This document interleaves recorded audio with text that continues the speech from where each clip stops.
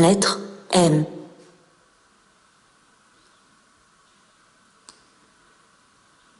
Macaon. Fille d'Asclépio, Macaon régna avec son frère Podalerio sur 3 villes thessaliennes. Prétendant d'Hélène, il prit part à l'expédition contre Troie, et, ayant reçu de son père le précieux don de guérir les blessures même les plus graves, il se mit au service des héros. Il soigna Ménéla, blessé par une flèche de Pandaro, et Philoctète, rongé par une plaie faite 10 ans plus tôt par une flèche d'Héraclès. Il fut enfin un de ceux qui s'introduisirent dans les flancs du cheval de Troie. Macaon fut tué bientôt par Eurypilo, fille de Télèphe. Les cendres sacrées de ce médecin à la science miraculeuse furent rapportées par Nestor dans un sanctuaire de Gérénia, où les malades venaient chercher la guérison. Maïa. Cette Pléiade fut aimée de Zeus dans une grotte du mont Silène. Elle donna naissance à Hermès. Elle fut également la nourrice d'Arca, fille de Zeus et de Callisto, ce qui lui attira le ressentiment d'Héra. Les Romains, qui vénéraient Maïa, ajoutaient même que, persécutée par Junon, elle n'eut de repos que lorsque son amant l'eut métamorphosée en astre. Manes. À l'origine, les Manes étaient des génies tutélaires de la maison romaine au même titre que les Pénates et les Lares. Ils représentaient l'âme des défunts qui avaient autrefois habité la demeure. Plus tard, les Romains décernèrent ce nom aux âmes des morts qu'ils avaient divinisées, et ils en firent des divinités du monde inférieur, tout en leur rendant un culte pour apaiser leur courroux. Selon certaines traditions, ces génies avaient eu pour mère Mania, la personnification de la folie. Mais en nommant Mane, c'est à dire bienveillante, les âmes des morts tant redouées, les Romains, par cette naïve flatterie, tentaient d'attirer sur eux leur faveur. Mania. Semblable aux Vérénies, cette divinité avait le pouvoir terrifiant de susciter la folie dans l'âme des coupables et de les entraîner à des actions irréfléchies, à des crimes, à des meurtres ou à des sacrilèges. Manto.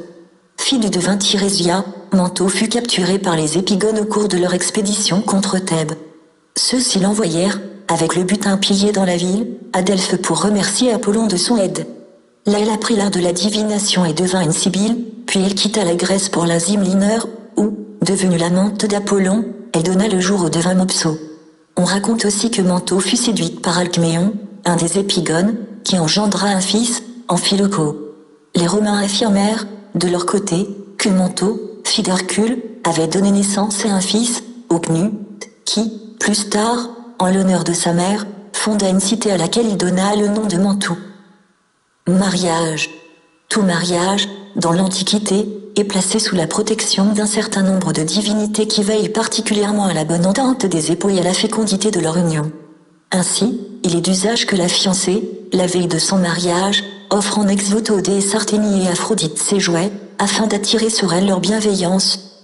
Le jour du mariage, on invoque Junon, Héra, la déesse de la femme, et on mange des gâteaux spéciaux qui favorisent la conception des enfants.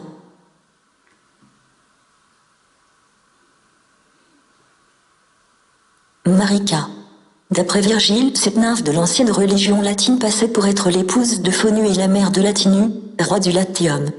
Elle était honorée dans un bois sacré, sur les bords du Ri, par les habitants de Minturne, ville importante du Latium, aux frontières de la Campanie. Maron.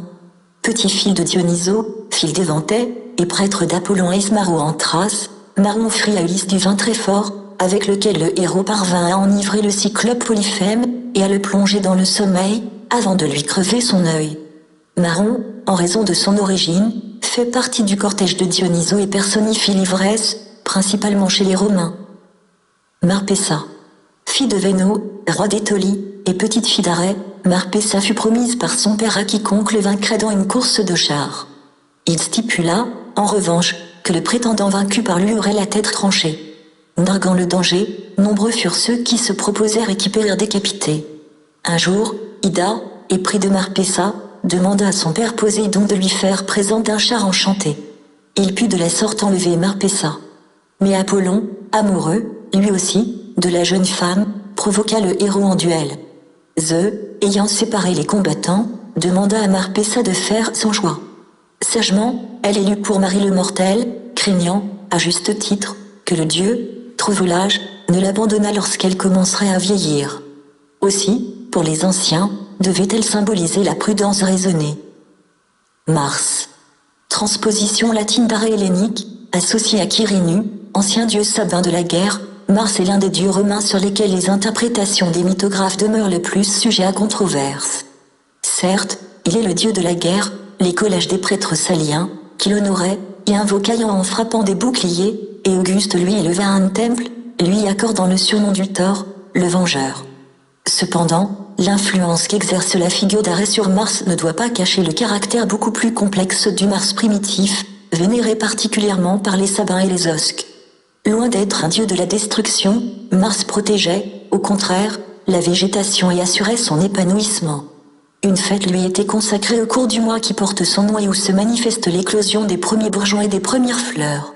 Les mythographes contemporains ont tenté de relier en une synthèse plausible les deux attributions du dieu, la guerre et la prospérité.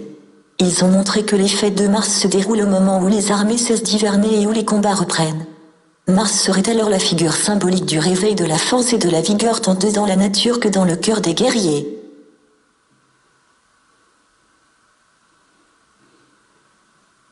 Marcia. Ce Silène, qui passe pour l'inventeur de l'harmonie phrygienne, ramassa un jour une flûte qu'Athéna avait jetée et maudite, prétendant que lui souffler déformait ses joues. Ravi par les sons mélodieux de cet instrument, il conçut alors l'idée folle de défier Apollon. Le dieu consentit, à condition que le vaincu s'en remît à la discrétion du vainqueur. Les muses et le roi Mida furent choisis comme arbitres du tournoi.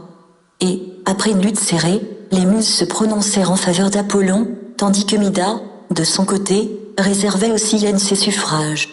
Apollon châtia ce dernier, puis infligea à Marcia l'horrible supplice d'être écorché vif, suspendu à un sapin. On raconte qu'Apollon, se repentant de cette affreuse vengeance, changea Marcia en fleuve et consacra sa flûte à Dionysos. Mathématuta. Cette déesse était primitivement adorée par les matrones romaines, dont elle favorisait la fécondité. Mais, plus tard, l'épithète de Matuta, qui lui fut décernée, la fit confondre avec la lumière matinale et l'aurore.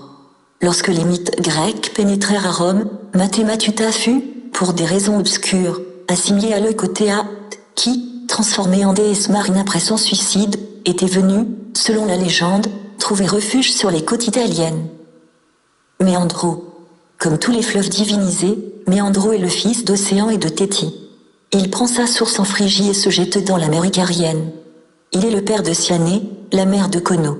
Ce dernier fut aimé de sa sœur Byblie, et, pour échapper à cet amour coupable, il partit pour la Carie, où il fonda la ville de Cono. Médée. L'histoire de Médée se rattache à la légende des Argonautes.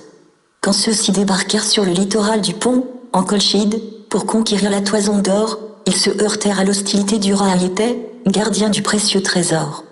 Cependant ils reçurent l'appui de Médée, la fille du roi, qui s'était éprise de Jason. Experte en l'art de la magie, la jeune fille donna son amant un onguent dont il devait s'enduire le corps pour se protéger des flammes du dragon qui veillait sur la toison d'or. Elle lui fit aussi présent d'une pierre, qu'il jeta au milieu des hommes armés, nés des dents du dragon. Aussitôt, les guerriers s'entretuèrent et le héros put s'emparer de la toison. Pour remercier Médée, Jason lui accorda le titre d'épouse. La magicienne s'enfuit alors avec lui, et, afin d'empêcher Ariéthée de les poursuivre, elle tua et dépeça son frère Absyrto, dont elle sema les membres sanglants sur sa route. Parvenue à Iolco en Thessalie et reçut un grand pompe, par amour pour Jason, elle se livra à toutes sortes de crimes. Ainsi, elle incita les filles de Pelia, sous prétexte de le rajeunir, à tuer leur père, à le découper en morceaux et à le jeter dans un chaudron d'eau bouillante. Aussi, chassés par Acaste, le fils de Pelia, les deux époux se réfugièrent à Corinthe, où Médée donna le jour à deux filles, Phérée et Merméro. Au bout de quelques années de bonheur, Jason abandonna Médée pour Créus, la fille de Créon, roi de Corinthe. Répudiée et bafouée, Médée médita une vengeance exemplaire. Elle offrit à Créus une tunique qui brûla le corps de la jeune épouse et incendia le palais, puis elle égorgea ses propres enfants. Après ces crimes, elle s'enfuit à Athènes sur un char attelé de 2 dragons laids, et épousa le roi Égée, dont elle eut un fils. Bannie par Thésée, qu'elle avait vainement tenté de faire périr, elle retourna enfin auprès de son père en Colchide et, selon une tradition, descendit aux Champs-Élysées, où elle s'unit à Achille.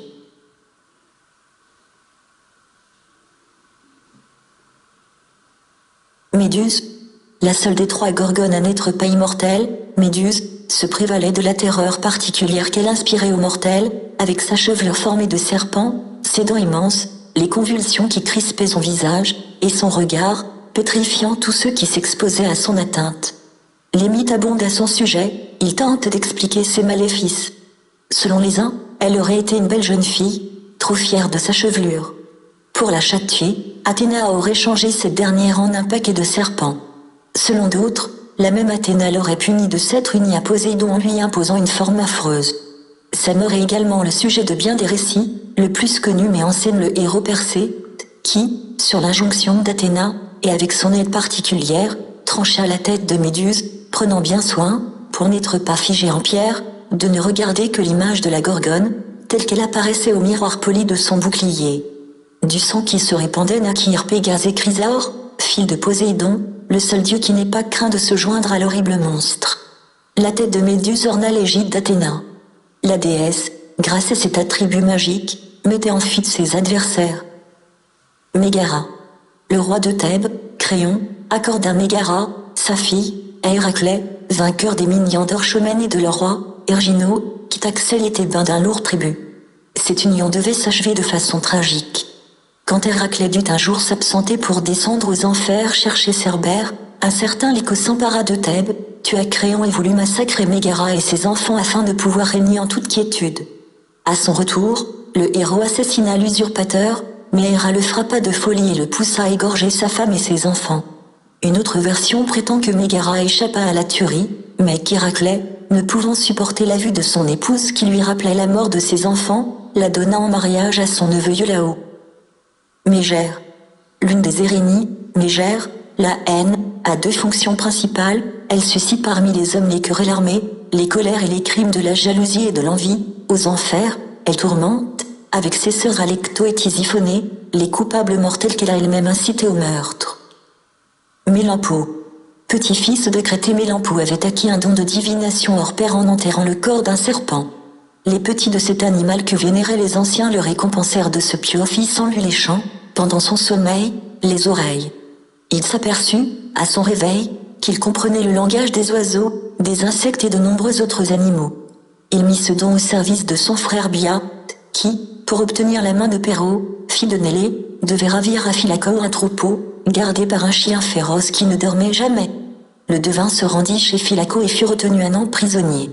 Un jour, il entendit deux vers de bois annoncer l'écroulement imminent des poutres vermoulues qui soutenaient le plafond de son cachot. Mélampou prévint ses gardiens et se fit transférer dans une autre prison. Celle qu'il venait de quitter s'effondra peu après. Stupéfait d'une telle prescience, Philacor demanda à Mélampou de guérir son fils frappé d'impuissance. L'autre y réussit à force de pratiques magiques.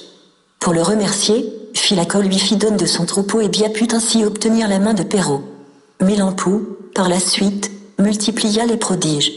Il fut le premier à introduire le culte de Dionysos en Grèce. Il ramena à la raison les filles de Proéto, roi de Tyrinthe. Celles-ci, atteintes de démence, se prenaient pour des vaches et parcouraient les champs en beuglant. Pour prix de ses soins, Mélampou exigea les 2/3 du royaume. Après bien des refus et des hésitations, le roi consentit et donna même en mariage à Mélampou et à son frère 2 de ses filles, Iphianassa et Lysipée.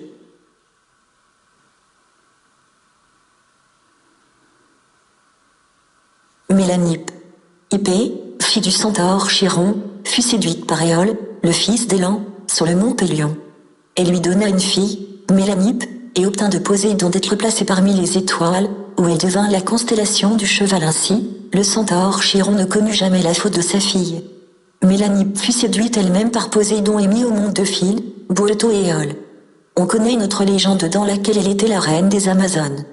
Capturée par Héraclès, elle fut rachetée par sa sœur Hippolyte, mais tuée peu après, dans un combat, par Télamon pour avoir rompu une trêve. Mélanippo. Quand Thésée eut tué le bandit Cynie, il s'unit avec Perigounée, la fille de celui-ci, et eut un fils, Mélanippo. Le plus célèbre Mélanippo reste dans la légende celui qui combattit avec Éthéocle contre les 7 chefs et tua Mésistée et Tidée. Ce dernier, sur le point d'expirer, vit arriver Amphiaraô, qui lui apportait la tête de Mélanippo. Dans sa sauvagerie et dans un dernier instinct de vengeance, Tidée fendit le crâne de l'ennemi et avala d'un seul coup la cervelle, puis il expira. Athéna, horrifiée par cet acte de cruauté, refusa alors d'accorder à Tidée l'immortalité. Melantio. Ce chevrier trahit son maître Ulysse et se rangea du côté des prétendants. Quand le héros revint à Ithaque, déguisé en mendiant, Melantio l'insulta, puis il donna des armes aux prétendants attaqués par Ulysse. Il fut fait prisonnier après la victoire de ce dernier, on lui coupa le nez, les oreilles, les mains et les pieds, que l'on donna à manger aux chiens. Melantho. Fille de Deucalion, Melantho, selon la version de la légende la plus commune, s'unit à Poséidon et donna le jour à un fils, Delpho, qui fut le héros éponyme de Delphes. On connaît une autre Melantho, sœur de Melantio, le chevrier d'Ulysse, qu'elle suivit dans la trahison en se rangeant du côté des prétendants. Comme tous les servantes infidèles du héros, elle fut pendue.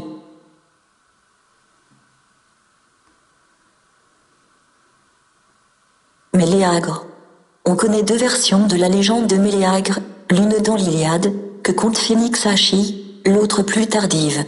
Dans la première version, Méléagre est le fils d'Eunée, roi de Calydon, et d'Althée. Son père avait omis de sacrifier à Artémis. La déesse en fut si outrée qu'elle envoya sur le champ un sanglier monstrueux qui dévastait le pays de Calydon et risquait d'introduire peu à peu la famine dans le royaume étolien. Méléagre s'offrit à le chasser et réclama le concours des cités d'alentour ainsi que celui des Curettes. L'animal abattu, Artémis, au cours du partage des dépouilles, suscita une querelle entre les Étoliens et les Curettes, qui en vinrent rapidement aux mains. Dans la mêlée générale, Méléagre tua les frères de sa mère. Cette dernière appela alors sur son fils la malédiction des dieux et la colère des Érénies. Méléagre se retira du combat, par crainte du courroux des puissances divines. Cependant, comme les Curettes victorieux assiégeaient la ville et l'incendiaient, tous les amis de Méléagre, sa mère, son épouse Cléopatra se jetèrent à ses pieds et le supplièrent de reprendre la lutte. Le héros se laissa émouvoir, revêtit sa plus belle armure et parvint à repousser l'assaut des Curettes. Selon l'autre tradition, Althée reçut la visite des Parques, lorsque naquit Méléagre. Elles lui révélèrent que son enfant vivrait aussi longtemps que durerait le tison qui brûlait alors dans l'âtre. Althée s'empressa d'éteindre le tison et de le cacher soigneusement. Méléagre grandit en force et en courage, et avec une foule de héros participa à la chasse du sanglier de Calydon. Une fois la bête vaincue, il désira offrir les dépouilles à la chasseresse atalante. Vexé qu'on leur préféra une femme, les frères d'Althée proférèrent des menaces. Irrité, Méléagre les frappa et les tua. Mais Althée, dans un accès de fureur désespérée, reprit dans sa cachette le tison, l'enflamma et lorsque s'éteignit la dernière braise, la vie s'échappa du corps de Méléagre. Quand elle prit conscience de son geste, Althée se pendit de désespoir, et les sœurs de Méléagre ne cessèrent de pleurer jusqu'à ce qu'Artémis les métamorphosa en pintade. Mélia. Nymphe océanide, Mélia épousa le dieu fleuve Inacho et donna le jour à Phoronée, un des rois fabuleux d'Argo, et Gyalé et Phégé un des rois d'Arcadie. Méliade. Ces nymphes naquirent du sang qu'Ourano répandit lorsqu'il fut mutilé par Chrono. Pour commémorer ce mythe, les Grecs leur assignent pour habitat les frênes, avec lesquels on fabriquait, alors, des armes meurtrières qui provoquaient de larges effusions de sang. Elles protègent les enfants abandonnés sous la ramure des frênes dont la voûte leur sert d'abri naturel contre les intempéries. D'autres traditions reconnaissent aux Méliades, sans doute pour la même raison, le pouvoir de sauvegarder les troupeaux. Mélicerte. Fils d'Ino et d'Atama, il fut la victime de la folie meurtrière de ses parents et fut, selon les uns, jeté dans l'eau bouillante d'un chaudron, selon les autres, tué par son père d'un coup d'épieu, ou encore précipité avec sa mère dans la mer. Cependant, ce tragique destin devait obtenir une récompense suprême. Mélicerte fut admis parmi les divinités de la mer et prit le nom de Palémon. Les jeux ismiques furent même institués en son honneur par Sisyphe. Mélicerte fut assimilée par les Romains au dieu Portunu, protecteur des ports de Rome. Melpomène. La tragédie est placée sous la protection de cette muse, mais, à l'origine, Melpomène avait en partage le chant et l'harmonie musicale. Comme elle fut bientôt associée à Dionyso, on songea alors à mettre sous son patronage la tragédie, née du culte dionysiaque, et on lui plaça dans la main droite la massue d'Héraclès, héros dont le théâtre aimait célébrer les exploits, et, dans la main gauche, le masque tragique.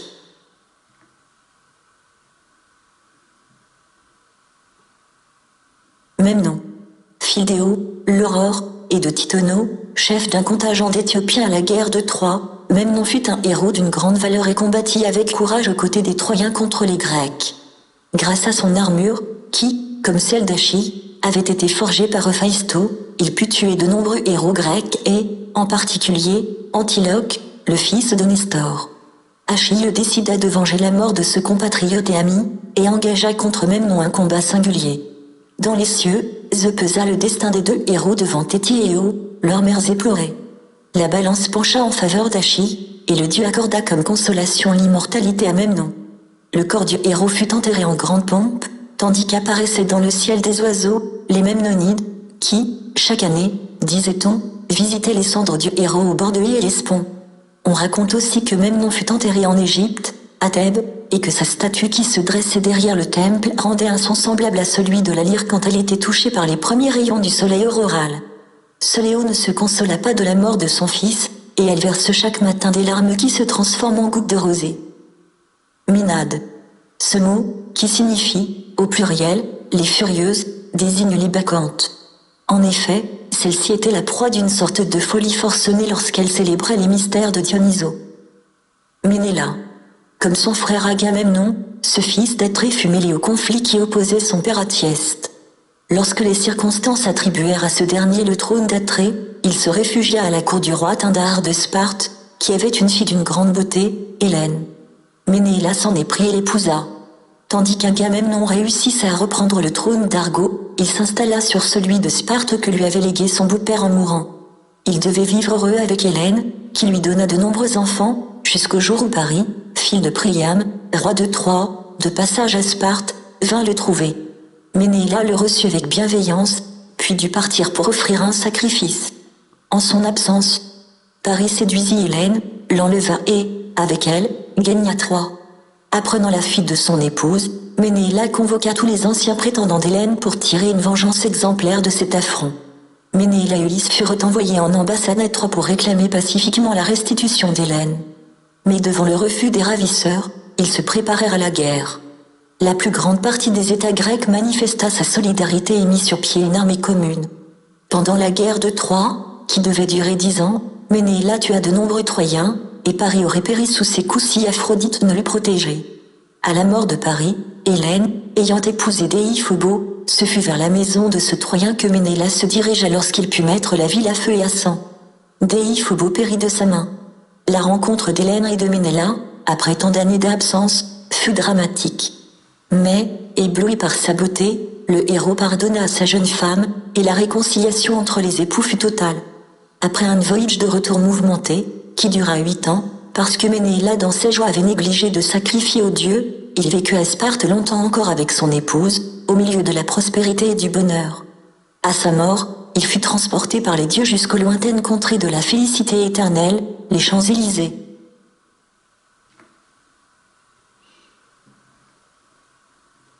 Minesté. Banni du royaume d'Athènes, Pétéo, petit-fils d'Érectée, eut un fils, Minesté. Pendant l'absence de Thésée, qui était descendu aux enfers, les Dioscures envahirent l'Attique et cherchèrent un roi. On rappela alors Ménesté d'exil, et il monta sur le trône d'Athènes. Comme prétendant d'Hélène, il conduisit un contingent athénien à la guerre de Troie, où il se distingua par son art consommé de la tactique militaire. Après la prise de la cité, Ménesté, selon une version de la légende, ne revint pas à Athènes, mais s'établit à Mélo, dont il devint le roi. Une autre version affirme qu'après le retour de Thésée à Athènes, Ménesté alla finir ses jours à Syro. Minipée. Cette fille d'Orion n'hésita pas, avec sa sœur Métioché, à se sacrifier afin d'apaiser les dieux qui avaient envoyé une peste sur le pays d'Orchomène. Destinés à être livrés aux puissances infernales, leur courage et leur abnégation émurent les dieux, qui les transformèrent en astres. Elles prirent alors, dans la légende, le nom de Coronide. Ménoëcée. Petit-fils de Panthée, père de Jocaste et de Créon, Ménoëcée se jeta du haut des murs de Thèbes pour tenter de mettre fin à la peste qui ravageait la ville en punition de l'inceste commis par Oedipe. Petit-fils du précédent et fils de Créon, il accomplit, en se suicidant, le même geste que son aïeul, afin de s'attirer la faveur d'Arès, dieu de la guerre. Au cours de la lutte qui opposait Thèbes aux 7 chefs, ces derniers furent en effet repoussés et 6 d'entre eux tués. Mentor. Fils d'Alcimo d'Ithaque, Mentor sut mériter l'amitié d'Ulysse, qui, à son départ pour Troie, lui confia la gérance de ses biens et de ses terres, et l'éducation de Télémaque. Dans l'Odyssée, Athènes apparaît plusieurs fois sous les traits de Mentor pour protéger et instruire Ulysse et son fils. Le proverbe s'est emparé, par la suite, de ce nom. Mercure. Après l'hellénisation des dieux romains, Mercure fut confondu avec l'Hermès des Grecs, dont il prit les attributs et les légendes. Toutefois, le caractère primitif de Mercure est avant tout marqué par son nom même, qui n'est pas sans rapport avec Merx, marchandises et mercari, trafiqués. À l'origine, il est donc, vraisemblablement, une divinité du négoce.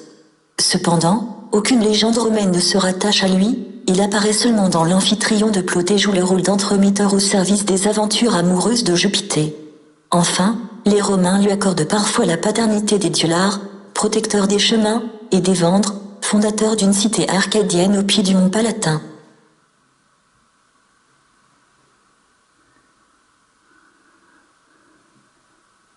Mérope.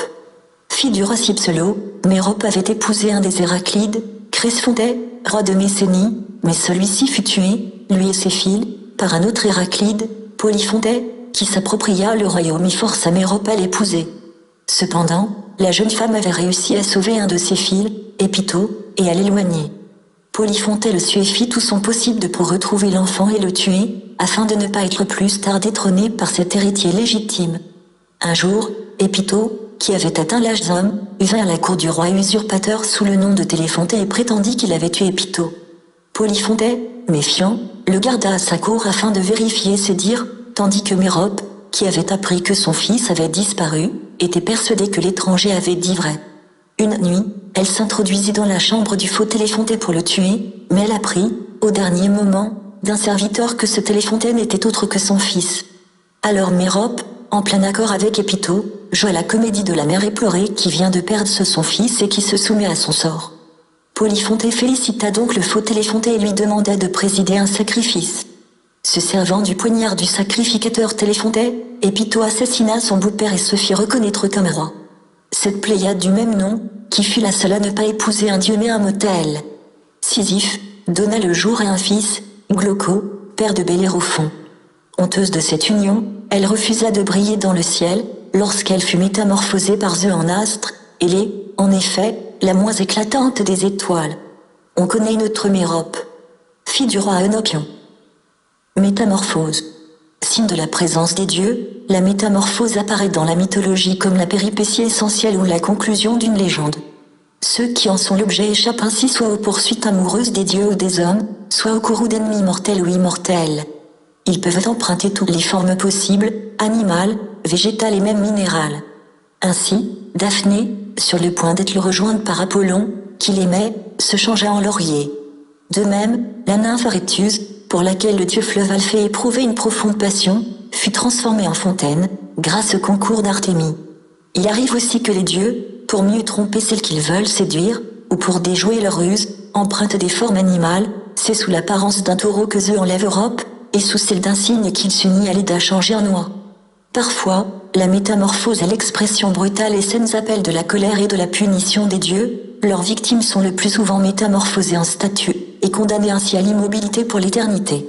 Il arrive aussi que la métamorphose est un don des dieux, la récompense d'une louable action. Le plus bel exemple est celui de Philémon et de Baucis, changés tous deux en arbres pour avoir accordé l'hospitalité à Jupiter et à Mercure. La métamorphose peut être aussi parfois le signe de la pitié des dieux, les Héliades, filles du soleil, inconsolables de la mort de leur frère Phaéton, furent changées en peupliers. Changer de forme, changer d'essence et essence doute aux yeux des mortels la plus haute expression de la puissance des divinités, car si l'immortalité des dieux n'est pas toujours perçue par l'âme humaine, la métamorphose, en revanche, est un prodige presque toujours visible, et même palpable.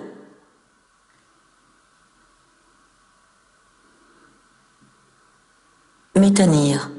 Fille d'Amphictyon et épouse du roi d'Éleusis et Léo, Métanire accorda dans sa cite l'hospitalité à Déméter et la prit à son service. Une nuit, par ses cris d'effroi, elle fut la cause involontaire de la mort de son fils Démophon, que la déesse reconnaissante voulait, par le feu, rendre immortel. Surprise, Déméter lâcha l'enfant dans le foyer pour apaiser les pleurs de la reine. Déméter lui promit qu'elle donnerait le jour à un fils, Triptolème, auquel la déesse accorda les dons les plus merveilleux. Métioché. Fille d'Orion et sœur de Ménipée, Métioché fut comme cette dernière métamorphosée en astre, et prit le nom de Coronide. Métis. Personnification de la prudence, fille d'Océan et de Thétis, Métis fut la première femme de Zeus.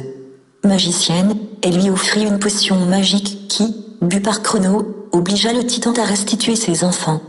Le premier enfant qu'eurent les deux époux fut une fille, mais un oracle de Gaïa révéla que le prochain fils qui lui naîtrait chasserait Zeus de l'Olympe. Zeus avala alors Métis, mais il fut saisi aussitôt d'un violent mal de tête. Pour le soulager, sur les conseils d'Hermès, Héphaïsto lui troua la tempe, d'où sortit Athéna armée et casquée. Mida. Ce roi de Phrygie est surtout entré dans la légende populaire pour ses oreilles d'âne. En effet, un jour qu'il parcourait les bois, il parvint au mont Melo, où Apollon et Marcia se mesuraient pour savoir lequel des deux était le meilleur musicien. Choisi comme arbitre, Mida eut la malheureuse et stupide idée de déclarer Marcia vainqueur. Apollon, irrité, lui octroya aussitôt une paire d'oreilles d'âne. Honteux, le roi les cacha sous un bonnet phrygien. Son barbier fut le seul à connaître son secret, jusqu'au jour où, incapable de garder plus longtemps le silence, il creusa un trou dans la terre, en approcha sa bouche et cria « Le roi Mida a des oreilles d'âne ». Au même endroit poussèrent des roseaux, qui, en bruissant, répétaient sans cesse cette phrase impertinente. Bientôt, elle courut par tout le royaume, et l'on se moqua du roi. Cette légende, tardive, rapportée par Ovide, fait suite à une autre légende qui prouve de rechef les réflexions de Mida. Silène accompagnait le cortège de Dionyso et des satyres, lorsqu'il s'égara. Découvert endormi par des habitants de la Phrygie, il fut conduit, enchaîné, à Mida, qui s'empressa de le libérer et de le remettre à Dionyso. Celui-ci, pour récompenser le rat obligeant, lui accorda le choix d'une faveur. Mida, dans sa sottise, demanda que tout ce qu'il toucherait se changeât en or. Exaucé, il s'aperçut incontinent que tous les aliments qu'il portait à sa bouche devenaient des lingots d'or et que toute boisson se convertissait en flots de métal précieux. Risquant de mourir de soif et d'inanition, il supplia Dionyso de dissiper l'enchantement. Celui-ci, heureux d'avoir donné à Mida une leçon profitable, exigea simplement de lui qu'il se purifiât dans le Pactole. Ce fleuve, depuis lors, roule des pépites d'or. Mileto. Une des versions de la légende, rapportée par Ovide, dit de Mileto qu'il était le fils d'Apollon et de Dioné. Chassé par Mino de Crète, il gagna la Caryotie, fonda une cité et un royaume, Milet. Une autre tradition en fait le fils d'une fille de Mino. Deuxième fut abandonné et élevé par des bergers. Mino le découvrit, et, amoureux de lui, voulut lui faire violence, ignorant les liens de parenté qui l'unissaient à cet adolescent. Sur les conseils de son oncle Sarpédon, Mileto s'enfuit, aborda sur la côte d'Asie mineure et fonda Milet.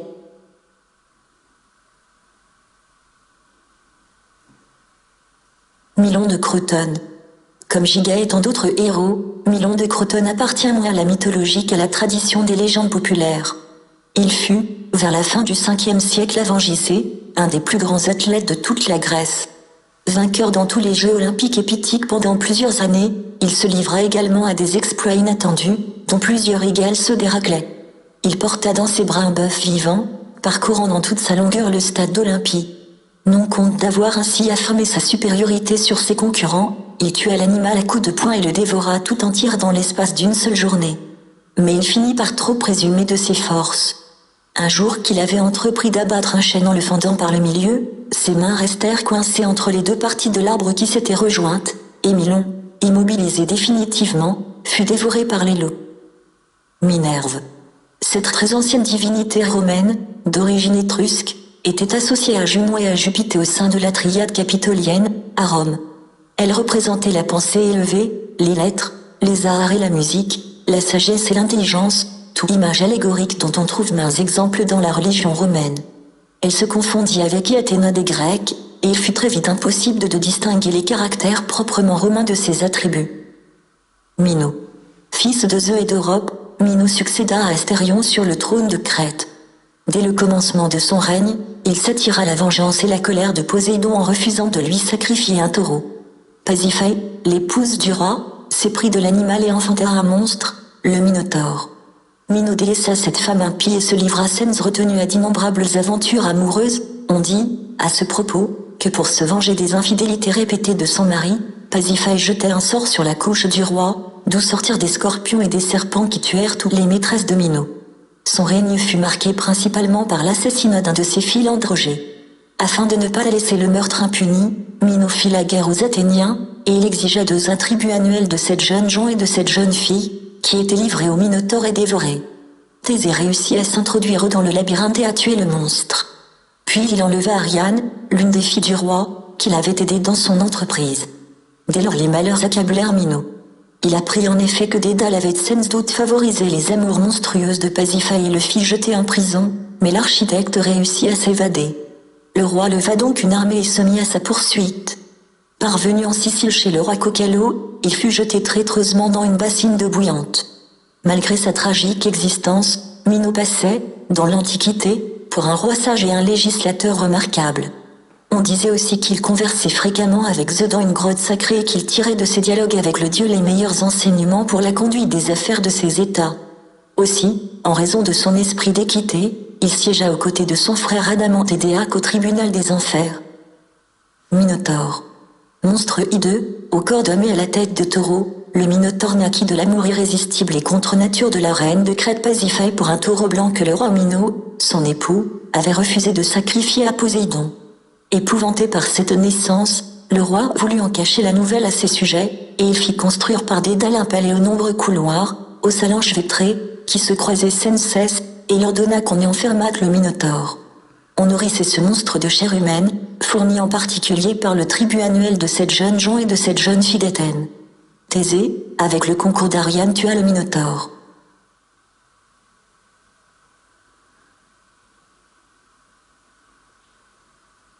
Minia. Petit-fils de Poséidon, Minia émigra de Thessalie en Béotie, où il fonda la cité d'Orchomène et régna sur le peuple des Minians, dont descendaient un certain nombre d'Argonautes. Bientôt, les Minians étendirent leur domination sur Iolco, en Thessalie. Minia était un roi fort riche, l'un des premiers souverains qui ordonnait la construction d'un trésor. Sa postérité est célèbre, ses filles, les Miniades, Alcitoé, Leucippé et Arcippé, refusèrent de se joindre au cortège de Dionyso. Irrité, le dieu les frappa de folie, avant de les changer en chauves-souris. Minia eut de nombreux autres enfants qui furent célèbres, une de ses filles devint la mère de Tithio et une autre, Clyménée, fut l'épouse de Philaco et la grand-mère de Jason. Quant à son fils Orchoméno, il lui succéda sur le trône de la cité d'Orchomène, riche ville de Béotie. Mnémosyne. Fille d'Urano et de Gaïa, cette titanide enfanta les 9 muses, après avoir accueilli Zeus 9 nuits de suite auprès d'elle. Elle est avant tout la personnification de la mémoire. Les anciens l'ont représentée sous les traits d'une femme qui tient une de ses oreilles avec sa main droite. Moire.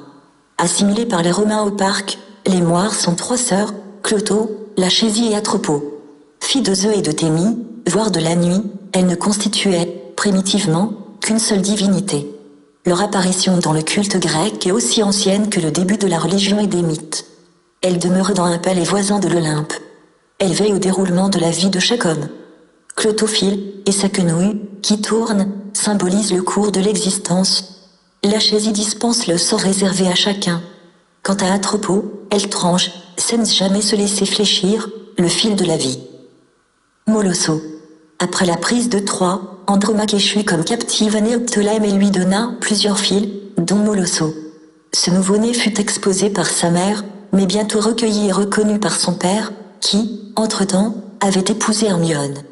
Celle-ci, dont le mariage était resté stérile, persécuta Andromaque et Molosso, et elle s'apprêtait même à les égorger sur l'autel de Thétis quand elle réussit à les sauver.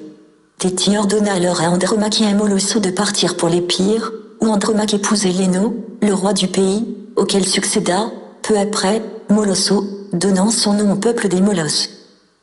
Momo.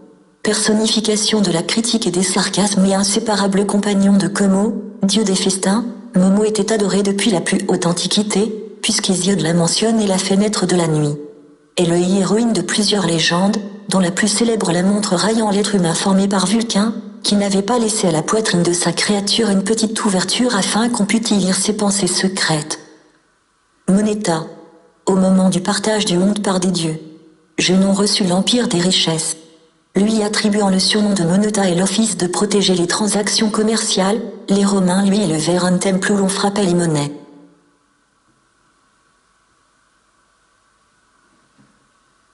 Montagne. Le sommet des hautes montagnes était en général le lieu où demeurait la divinité. Par extension et par assimilation, les anciens finirent par adorer la montagne elle-même à l'égal d'une divinité. Cette coutume, d'origine sémitique et phénicienne, se développa principalement dans les pays d'Asie mineure et du Proche-Orient, colonisés par les Grecs. On cite, à ce propos, le mont Argé, en Cappadoce, qui orne les monnaies sous les traits de Zeus et parfois d'Apollon. Dans sa théogonie, Hésiode cite un certain nombre de montagnes comme des lieux sacrés et divinisés, et, parmi celles-ci, Olympe, demeure des dieux, et Lida, lieu de naissance de Zeus. Ces montagnes furent bientôt personnifiées. Elles devinrent semblables à des déesses ou à des nymphes, le mont Égette, ou à des héros, comme le Cithéron, qui, dans la légende, prend l'apparence d'un roi de Platée. Tel aussi le mont Atlas, le géant, qui, métamorphosé en pierre, unit le ciel et la terre. Enfin, il ne faut pas négliger les montagnes sanctifiées par l'oracle d'un dieu, le mont Parnasse. Mopso.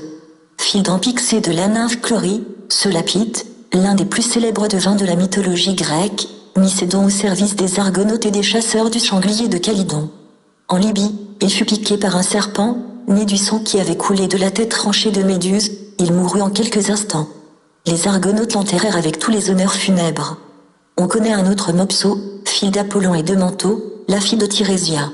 Son père adoptif fut Argia Ratio.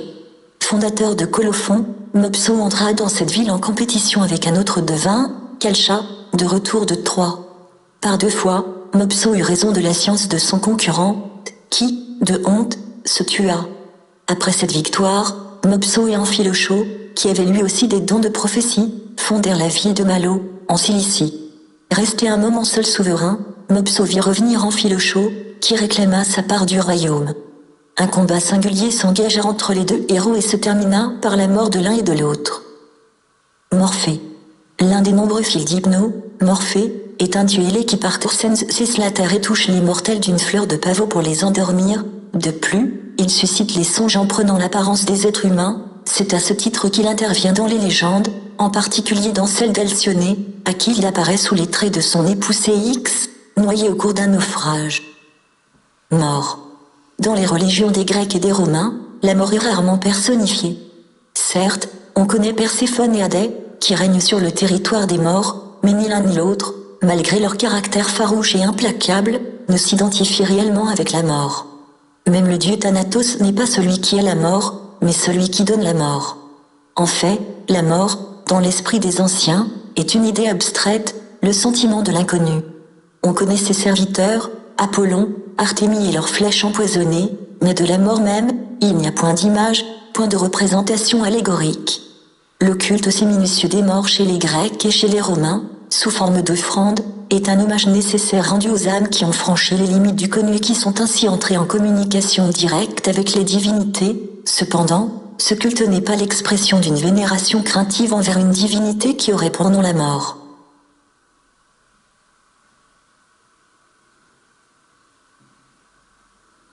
Mucius Scaevola.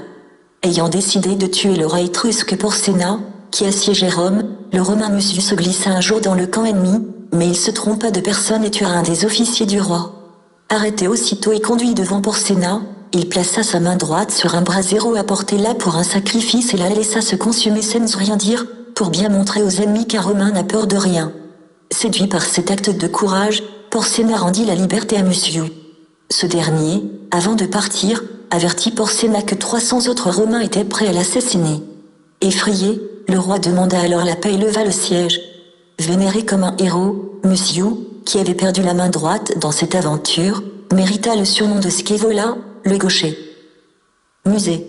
Fille d'Orphée ou d'Eumolpo, et de la déesse Sélénée, Musée appartient à la génération des poètes mythiques de Thrace, qui jouèrent un rôle important dans la fondation des mystères et la création de la secte orphique.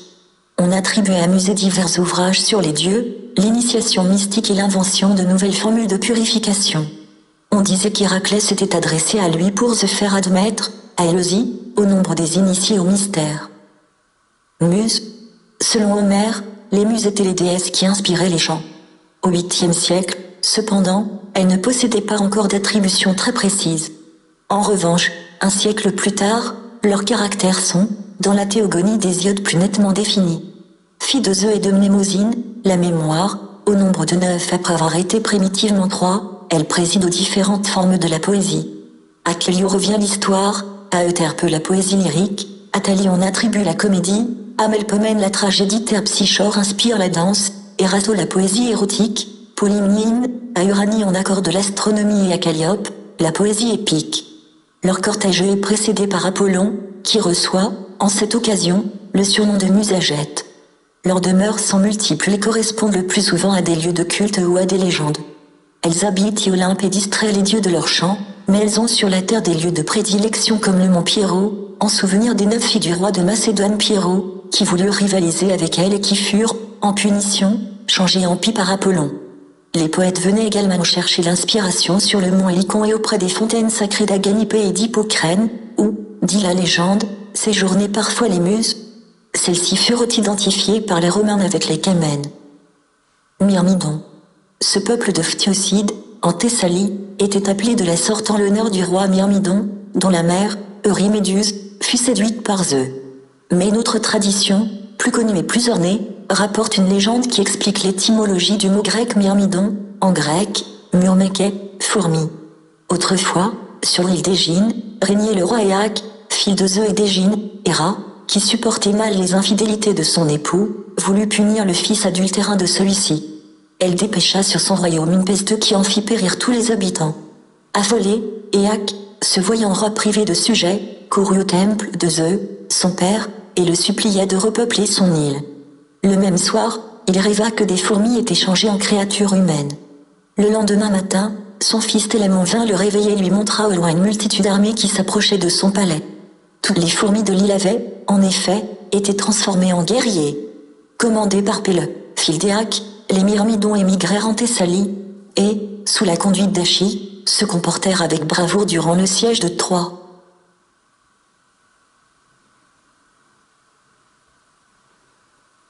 Myra. Le roi de Chypre Mira prétendit un jour que la beauté de sa fille Myra, ou Smyrna, surpassait celle d'Aphrodite.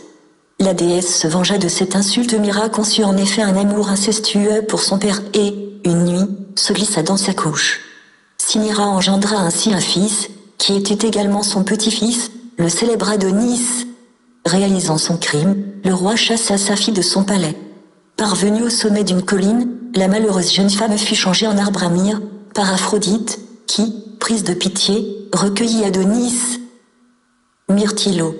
Cocher de Nomao, roi de Pise en Élide, Myrtilo était un fils d'Hermès et de Phaétousa, une des Danaïdes. Pélope contraint, pour conquérir Hippodamie, la fille du roi, d'être à tout prix le vainqueur dans une course de chars, proposa à Myrtilo un marché, celui-ci trahirait son maître, et il aurait l'autorisation de passer une nuit avec Hippodamie. Ayant accepté l'offre, Myrtilo remplaça par de la cire les axes des roues du char royal. Pendant la course, le char se brisa, et Onomao perdit la vie. Pélope, vainqueur, ravit Hippodamie, mais il refusa de tenir sa promesse et précipita traîtreusement dans la mer Myrtilo, qui, avant de mourir, maudit Pélope et tous ses descendants. Mystère. On appelle mystère, dans l'Antiquité, un ensemble de rites magiques célébrés, dans le plus grand secret, par un certain nombre d'initiés, en l'honneur d'un dieu ou d'une déesse comme Héra, Athéna, Aphrodite, Dionysos. Le plus célèbre de ces mystères demeure celui qui était célébré à Éleusis. Ouvert à l'origine à tous, les mystères d'Éleusis furent interdits au public vers le 5e siècle avant J.C., et réservés à une élite, qui se transforma bientôt en secte. Les mystères d'Éleusis rendaient non seulement un culte à Déméter, déesse de la moisson et plus généralement de la fertilité de la terre, mais célébraient aussi l'histoire mythique de Corée, la fille de la déesse, qui passait 6 mois chaque année aux enfers pour renaître à la terre et à la vie les 6 autres mois. En Attique, on célébrait les thesmophories en octobre. Oni commémorait le départ de Corée aux enfers. Selon Hérodote, ces festivités auraient été importées d'Égypte. Elles étaient exclusivement réservées aux femmes mariées et duraient 3 jours. Ainsi, à l'hommage rendu à la personnification de la fertilité s'ajoutait la vénération pour celles qui mouraient et ressuscitaient chaque année. On devit bientôt en Corée le symbole de l'immortalité de l'âme, à laquelle seuls pouvaient accéder, par certaines pratiques, processions et liturgies, les initiés, qui devenaient ainsi des élus capables de connaître un jour l'éternité heureuse et la sérénité de l'âme.